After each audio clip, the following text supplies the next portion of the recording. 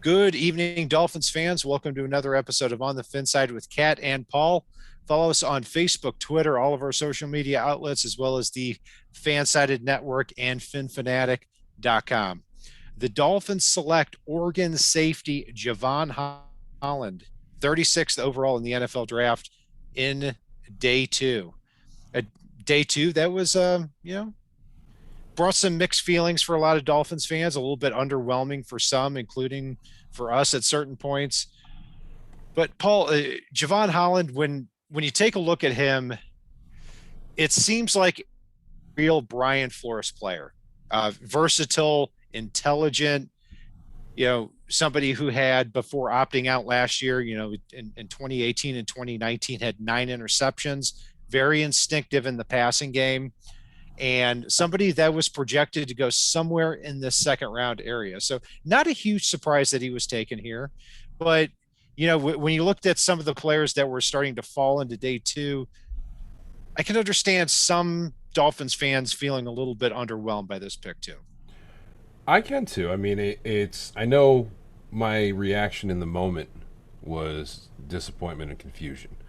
Trayvon Morrig was available at that point in time. Richie Grant was available at that point in time, both of whom I had above Jevon Holland. But the more I look back at things with him and what have you, I see a guy that is probably, and I know a lot of Dolphins fans have said, oh, he can come in and replace Bobby McCain. That's not who I see him potentially replacing. I see him potentially replacing Eric Rowe. He does a lot of the things that Eric Rowe does well. He's got a little bit better ball skills, and he's a very good cover back that can slide out and cover the nickel. He can stay in and cover a tight end. Like there's a lot of different things that he can do, and his coverage abilities are very good. And if you stood him and Eric Rowe side by side, they are both 6'1", between 205 and 210. They're built the same, and the upside of Holland may make Rowe expendable possibly as early as this year. I think Eric Rowe is going to stay with the Dolphins this year, as well as Bobby McCain.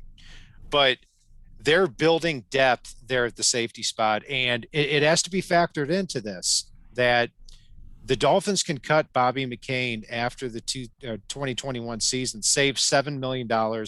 They can cut Eric Rowe after the 2021 season and save $5 million. So that certainly factors in, you would think, to this decision to draft Jevon Holland here, early in the second round. And the other thing that comes into play too is he has experience playing in the slot there at Oregon. And Nick Needham, as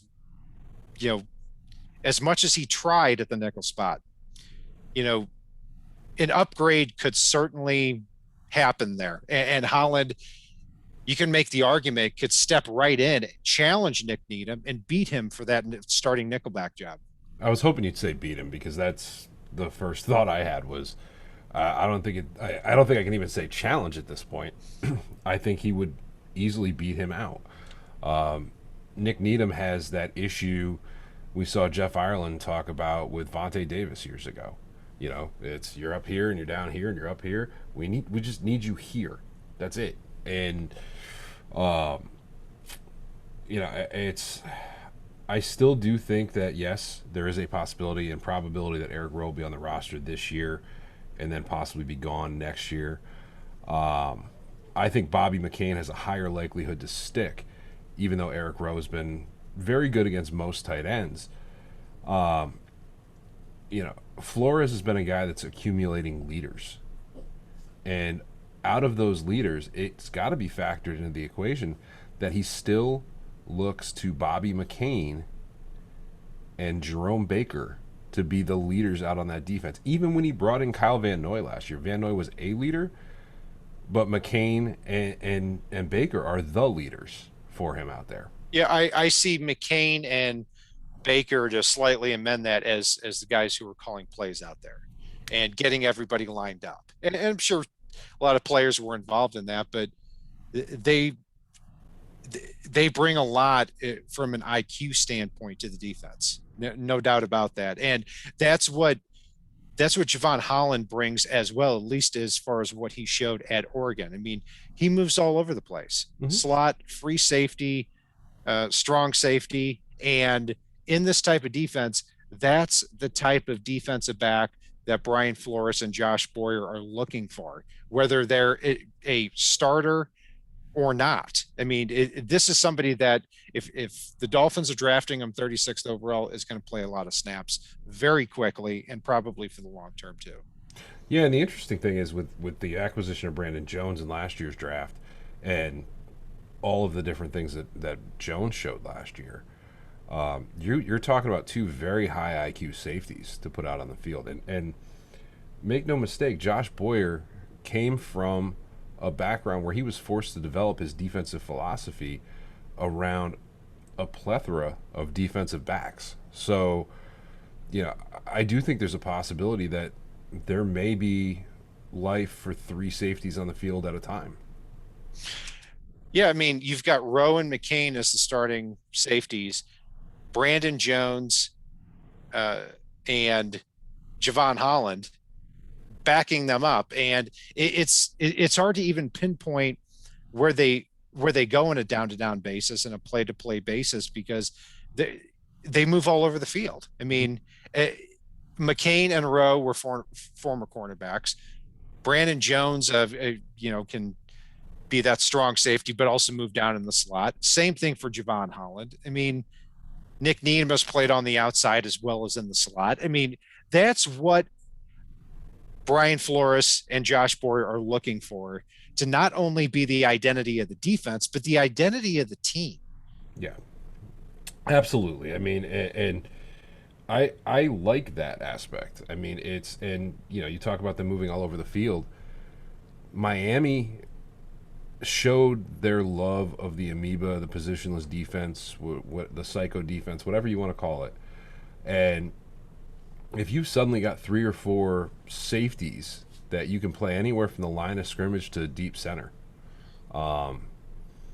you can mask and disguise and play with a lot of looks, especially given the fact that there's some high football IQ out there.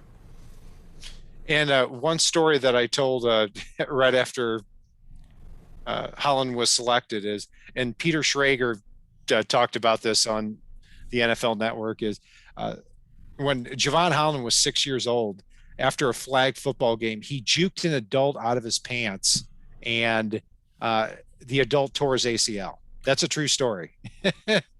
Not do what you want with that, but he has been a football player since he was 6 years old. I mean, and that's the type of character that I mean, forget about character, versatility, um, everything else that Jevon Holland brings, he certainly has. And now that doesn't mean that he would have been our top player on the board, because one thing that has to be brought up too is right ahead of Jevon Holland, the Broncos traded up for Javonte Williams.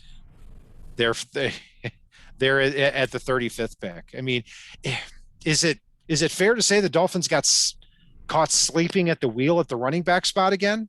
I think it's fair to say Brian Flores did something to the Falcons front office because they just hosed the Dolphins up and down this draft. Whether it's taking Kyle Pitts and Richie Grant or trading out of the spot so the Broncos can come in and take Javonte Williams. Good Lord. I mean, that's a pretty brutal 2 day stretch. Yeah, when I look at who was drafted around Holland, can't help but see Elijah Moore at 34, Javonte Williams at 35, Christian Barmore at 38, Tevin Jenkins at 39, and Richie Grant at 40. I mean, honestly, if you had asked me before the draft, I would have probably taken one of those players over Jevon Holland. But overall, I'm still happy with the Holland pick. And when you look at who the Dolphins drafted last year after the first round, Robert Hunt, Brandon Jones, Solomon Kindley, Raekwon Davis, those four players were immediate plug and play type of guys who had a big impact. They weren't high ceiling guys. And I think Holland kind of falls into that same territory here. So overall, I like the pick a lot more than I originally did. So my grade on this is going to be a B.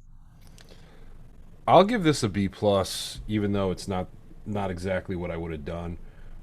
Given the football IQ, given the fact that we haven't even mentioned, he was a well above average punt returner 2 years ago before he opted out, and you know the fact that he can play all over and the way that this defense is schemed, I can give it a B plus. Even though, like I said, I there are a lot of guys I would have personally taken. And that's going to do it for our breakdown here of Oregon safety Jevon Holland, drafted 36th overall by the Miami Dolphins. You can follow Paul and I on Facebook, Twitter, all of our social media outlets, as well as the finfanatic.com website and the Fansided Network. I'm Brian Cat NFL. Paul is fanatic_pick on Twitter. And if it's not on the right side and it's not on the left side, it is on the fin side.